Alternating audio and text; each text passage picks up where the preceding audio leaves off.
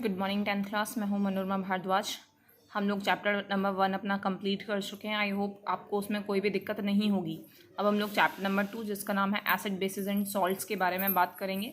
हालांकि आपको acid basis और सॉल्ट्स के बारे में जनरल नॉलेज है क्योंकि आप अपना 7th और 8th क्लास में इसके बारे में पढ़ के आ चुके हैं, बट हल्का सा फिर भी हम आपको रिमाइंड कराएंगे कि किसी कंपाउंड्स को उनकी केमिकल प्रॉपर्टीज़ के बिहाफ पर 3 पार्ट्स में जो है क्लासीफाई किया गया है, एसिड बेसिस एंड सॉल्ट्स। तो इस वीडियो में हम लोग मेजरली एसिड्स के बारे में बात करेंगे।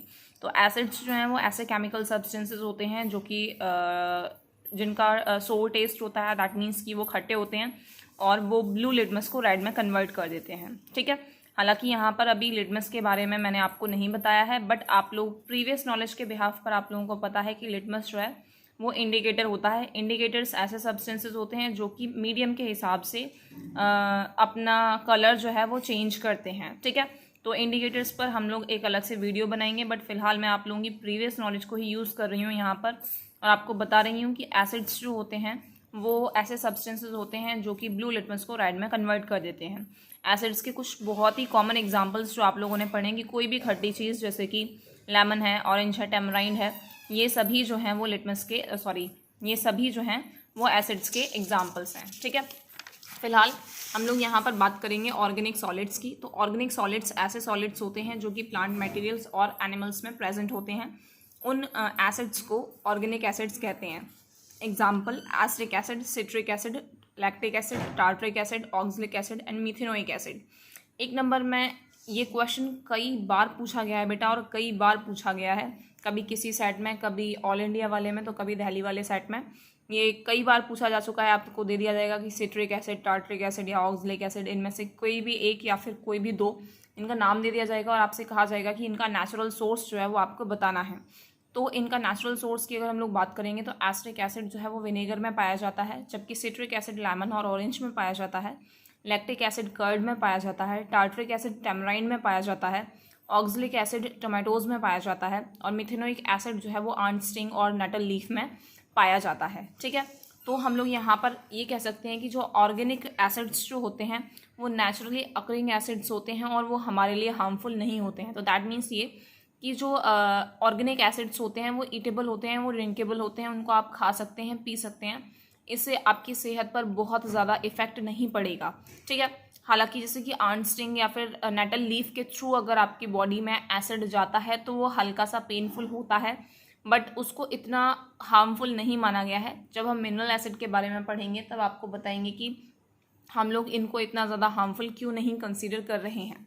फिलहाल हम लोग बात करेंगे मिनरल एसिड्स की। तो ऐसे एसिड्स जिनको कि अर्थ पर पाए जाने वाले जो मिनरल्स हैं उनसे प्रिपेयर किया जाता है, उन एसिड्स को आप मिनरल एसिड्स कहते हैं। आपके पास में एग्जांपल्स हैं हाइड्रोक्लोरिक एसिड जिसका फॉर्मूला है आपके पास HCl, सल्फ्यूरिक एसिड जिसका फॉर्मूला H2SO4 और नाइट्रिक एसिड जिसका फॉर्मूला HNO3। हम लोग बेसिकली इस पूरे चैप्टर में मिनरल एसिड्स की ही बात करेंगे और उसमें हम आपको यही बेसिकली 3 एग्जांपल्स देंगे। ठीक है, तो ये ऐसे एसिड्स हैं जो कि अर्थ पर पाए जाने वाले मिनरल्स से प्रिपेयर किए जाते हैं। कैसे प्रिपेयर किए जाते हैं और किस मिनरल से प्रिपेयर किए जाते हैं इसके बारे में हम लोग आपको फर्दर आगे आने वाली क्लासेस में पढ़ाएंगे, बट फिलहाल आगे बढ़ते हैं।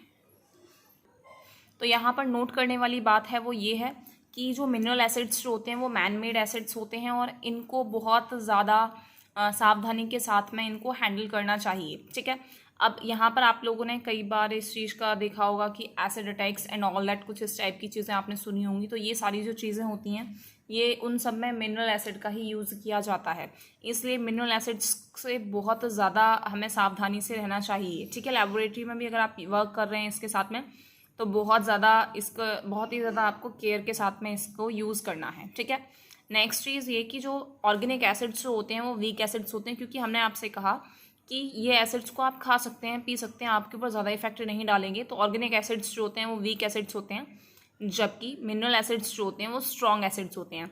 अब कोई भी एसिड स्ट्रॉन्ग है या वीक है ये चीज़ कैसे पता चलेगी? एक तो आप ऑब्वियसली बात है कि हाँ भाई बॉडी पर इफेक्ट के थ्रू पता चलेगी, बट अगर आपको नहीं पता है कि एसिड स्ट्रॉन्ग है या वीक है तो आप उसको बॉडी पर तो चेक करके नहीं देख सकते कि हाँ भाई बॉडी पर डालते हैं इफेक्ट डाल रहा है या फिर नहीं डाल रहा। इफ़ इन केस अगर वो आपकी बॉडी पर इफेक्ट डाल दे तो बहुत ही ज़्यादा दिक्कत वाली चीज़ हो जाएगी। तो हम एसिड स्ट्रॉन्ग है या वीक इसको कैसे पता लगाते हैं, इसके लिए हम लोग आगे पढ़ेंगे पीएच स्केल के बारे में, बट वो अभी आपके इसी चैप्टर में है, बट हम उसको आगे फर्दर वीडियोस में उसको डिस्कस करेंगे। फिलहाल यहाँ पर आपको ये बताया गया है कि ऑर्गेनिक एसिड्स वीक होते हैं जबकि मिनरल एसिड्स जो होते हैं वो स्ट्रॉन्ग होते हैं, सिवाय एक मिनरल एसिड के जो कि कार्बोनिक एसिड है, जिसको कि वीक एसिड की तरह कंसीडर किया जाता है। ठीक है, फिलहाल हम लोग आगे बढ़ेंगे कि एसिड के अंदर वाटर की अमाउंट के बिहाफ पर एसिड को 2 पार्ट्स में क्लासीफाई किया गया है, जिसमें कि नंबर 1 पार्ट है कंसनट्रेटेड एसिड और नंबर 2 पार्ट है डाइल्यूट एसिड्स। तो कंसनट्रेटेड एसिड्स वो एसिड्स होते हैं जिसमें जो वाटर है उसकी अमाउंट कम होती है, जबकि एसिड की अमाउंट जो होती है वो ज़्यादा होती है।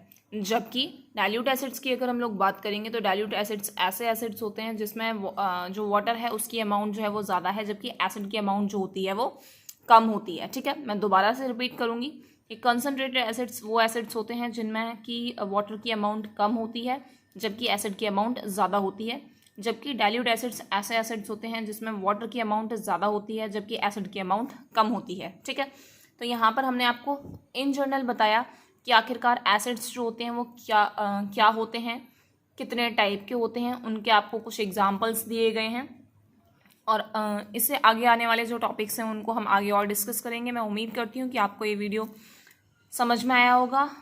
अगर आपको कुछ भी समझ में नहीं आया तो फिर आप मुझसे पूछ सकते हैं। Thank you.